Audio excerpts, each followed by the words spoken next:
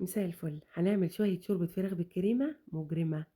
قطعة زبدة بقى عليها شوية زيت، تدوب الزبدة ننزل عليها بقطع صدور متقطعة صغير تتشوح وتغير لونها، ننزل عليها ببصل مبشور ناعم يتشوح هو كمان معاهم ويدبل البصل، ننزل عليهم بشوربة باردة متدوب فيها معلقتين كبار دقيق، ولازم تكون باردة عشان الدقيق ما يكلكعش.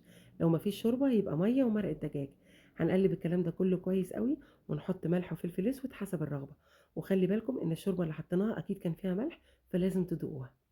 تاخد بقى غلوة حلوة والفراخ تستوي، ننزل عليها بكوباية محترمة من كريمة الطبخ. هنقلب بقى كويس الكريمة مع الشوربة، وهنهدي النار خالص ونسيبها تتقل وتاخد غلوة واحدة. ولازم تطفوا عليها وهي بالقوام ده، لأنها كل ما هتبرد كل ما هتتقل أكتر. هنزوقها بقى بشوية توست محمص يظبط الأداء، وهتدعولي.